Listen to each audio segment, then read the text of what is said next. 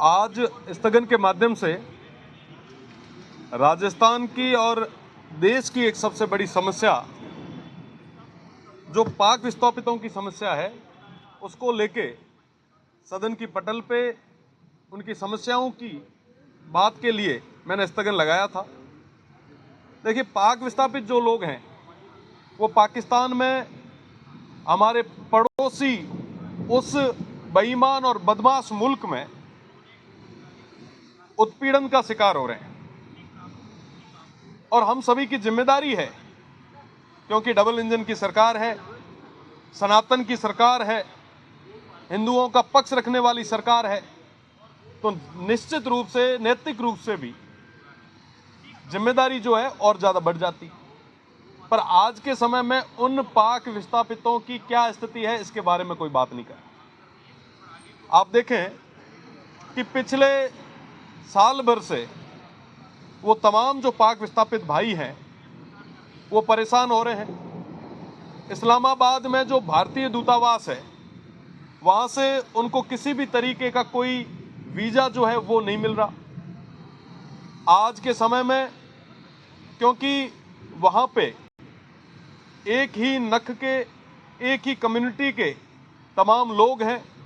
उनको अगर शादी ब्याह भी बच्चियों की करवानी है तो उनको इंडिया आना पड़ता है, भारत आना पड़ता है। पर भारतीय दूतावास आज के समय में किसी भी तरीके से कोई वीजा नहीं दे रहे हैं, जिसकी वजह से उनको दर दर की ठोकरें खानी पड़ रही है। मेरा प्रदेश की सरकार से निवेदन है कि वो होम मिनिस्ट्री से बात करे, गृह मंत्रालय से बात करे और हमारे यहाँ की वास्तविक स्थिति को बताए। आप देखें कि जिसको अगर वीजा मिल भी जाता है तो उनको बाई फुट आप सीधे आने की अनुमति नहीं देते। एक समय था जब मुनाबाव से, खोखरापार से, बागा अटारी बॉर्डर से जो हमारे पाक विस्थापित या जो हिंदू भाई थे वो पैदल आया करते थे, पर आज के समय में उनको कहा जाता है कि साहब आप दुबई होके आए। एक व्यक्ति अगर दुबई होके आता है तो कम से कम उसको 5 से 7 लाख रुपए खर्च करने पड़ते हैं। अकेला व्यक्ति तो कभी नहीं आता, परिवार लेके आता है। शादी ब्याह है तो कम से कम 5 परिवार ना तो साहब ले रहा है, साहब उसको आप वित्तीय रूप से तोड़ रहे हैं। पहले से वो वहां परेशान है, आप बाई फुट की परमिशन क्यों नहीं देते? प्रदेश की सरकार को केंद्र से बात करनी चाहिए। साथ ही साथ जसवंत सिंह जी को मैं याद करूंगा, उनके जमाने में थार एक्सप्रेस शुरू हुई थी। थार एक्सप्रेस के माध्यम से तमाम जो भी हिंदू परिवार थे वो अपनों से मिल पा रहे थे, वो वापस अपने देश आ पा रहे थे। कई सारे ऐसे परिवार थे साहब जो अस्थियां विसर्जन करने के लिए हरिद्वार तक आते थे, उस थार एक्सप्रेस का सहारा लेके आते थे। आज के समय में थार एक्सप्रेस बंद है। मुझे लगता है कि प्रदेश की सरकार को केंद्र से बात करनी चाहिए, कहना चाहिए कि आप थार एक्सप्रेस शुरू करें ताकि हमारे जो लोग जिनका वहां पे उत्पीड़न हो रहा है, जिनका वहां पे शोषण हो रहा है, वो यहाँ पे आ सके, अपनों के पास आ सके। साथ ही साथ 2 तरीके के वीजा जो हैं वो दिए जाते हैं, एक होता है विजिटर और एक होता है धार्मिक वीजा। आज के समय में अगर कोई अप्लाई करता है तो अप्लाई करने के बाद में जो स्टेट की जो इंटेलिजेंस है, जो यहाँ पे FRO ऑफिसेज है, वो उन पे डिनाई कर देते हैं। जबकि जब आप कोई वीजा अप्लाई करते हैं तो उस समय गारंटर मांगा जाता है। जब गारंटी दे दी आदमी ने, आगे वाले ने कह दिया कि साहब मेरा रिश्तेदार है, मैं गारंटी लेता हूं कि ये मेरे पास आ रहा है, इसका सारा खर्चा मैं उठाऊंगा, उसके बाद भी FRO के द्वारा, स्टेट एजेंसीज के द्वारा उनके जो वीजा है उनको कैंसिल कर दी जाती है। सब वो लोग परेशान हो रहे हैं। आज के समय में उनकी बात करने के लिए आप तैयार नहीं है। सबसे ज्यादा जो पाक विस्थापित परिवार या जिनकी रिश्तेदारी वो राजस्थान में है तो बाड़मेर और जैसलमेर में है। आप बाड़मेर और जैसलमेर के लिए उनको परमिट नहीं करते, आप कह देते हैं कि साहब जोधपुर तक रुको, आगे तो सेंसिटिव है। साहब जब आगे वाला व्यक्ति जब गारंटी ले रहा है कि साहब कोई भी अगर चीज होती है तो मैं जिम्मेदार हूं, जब गारंटर आगे आ गया तो आंतरिक सुरक्षा की भी जिम्मेदारी उनकी है।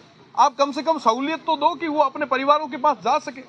साथ ही साथ आपने 31 दिसंबर 2014 को CAA, NRC तमाम चीजें ले आए, पर आज भी वाकई क्या वो हिंदू परिवार जो पाक विस्थापित परिवार है उनको फायदा मिल पा रहा है? बिल्कुल भी किसी भी तरीके का कोई फायदा उनको नहीं मिल रहा और उनका कोई प्रतिनिधित्व नहीं है। इसकी वजह से आज के समय में वो रोज दर दर की ठोकरें खाने पे मजबूर हो रहे हैं। आप देखें कि जिनको नागरिकता मिल गई है, आज तक उनके वोटर आईडी कार्ड तक नहीं बने हैं। आप देखें कि साहब उनको संवैधानिक रूप से उनका जो कॉन्स्टिट्यूशन में जो पावर है वोट का, वहां से आपने उनको दरकिनार कर दिया। आज के समय में अगर मूलभूत सुविधाओं की बात करूं तो 1 लाख रुपए दिए गए थे घर बनाने के लिए, घोषणा की गई थी कि साहब हम पाक विस्थापितों को 1-1 लाख रुपए देंगे ताकि वो घर बनाएंगे। आज के समय में आप धरातल की स्थिति देख लें, कितने परिवारों को मिला है। साहब आप जब कर नहीं सकते तो घोषणाएं क्यों कर रहे हैं। आप दूसरी तरफ देखें, उनके तमाम युवाओं को मोटिवेट करने के लिए आपने कहा कि साहब हम छात्रवृत्ति देंगे। आप देखें कि धरातल पे कितने लोगों को, कितने युवाओं को, कितने स्टूडेंट्स को आपने छात्रवृत्ति दी। मूलभूत सुविधाओं की तो मैं बात ही छोड़ दूं, बिजली पानी की तो बात ही छोड़ दूं। हकीकत यह है कि उनके मोहल्लों में स्वच्छ भारत के अंदर जो बनने वाले शौचालय हैं वो तक नहीं बने। आप क्या बात कर रहे हैं। आप हिंदुत्व की बात करते हैं, आप हिंदुओं की बात कर रहे हैं। वो तो हिंदू है, वो परेशान हो रहे हैं, उनका शोषण हो रहा है। वो वहां से परेशान होकर उत्पीड़न के साथ में यहाँ आए इसी उम्मीद के साथ कि साहब भारत में हमारे अपने लोग हैं, वो हमारी पीड़ा को समझेंगे। वहां की सरकार है, सनातन को बचाने वाली सरकार है, वो हमारी बात को समझेंगे। पर साहब बड़ा दुख होता है कि यहाँ पे चुनाव के समय तो तमाम चीजें याद आती है, पर जब वोट निकल जाते हैं उसके बाद में उन तमाम परिवारों की बात सुनने वाला कोई व्यक्ति नहीं है।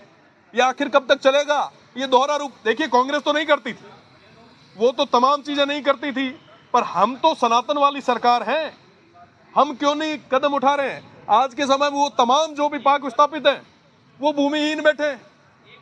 आप लाखों बीघा जमीनें मल्टीनेशनल कंपनीज को अलॉट कर रहे हैं। आप बताएं कि उन तमाम पाक विस्थापित, हमारे पीड़ित, शोषित, वंचित परिवारों को आपने कितनी जमीनें दी। 65 और 71 के उस दौर में जितनी जमीनें अलॉट हुई थी वो आज के समय में 3-3, 4-4 पीढ़ियां हो गई है। जो 50 बीघा जमीन दी वो अब 3-3 बीघा पे, 5-5 बीघा पे आके रुक गई है। तो मुझे लगता है कि इन तमाम चीजों के बारे में प्रदेश की सरकार को सोचना चाहिए, गृह मंत्रालय से बात करनी चाहिए। वो पाक विस्थापित जो हमारे अपने लोग हैं उनके बारे में सोचे, किस तरीके से उनको बाई फुट हम वीजा दे सकें, मूलभूत सुविधाएं दे सकें, मुख्य धारा से जोड़ सकें। वहां पे जो वंचित और परेशान लोग हैं उनको इस सनातन की सरकार में, डबल इंजन की सरकार में तमाम फायदे कैसे मिले, उस और प्रदेश की सरकार को मजबूत कदम उठाने की जरूरत है। बहुत बहुत धन्यवाद।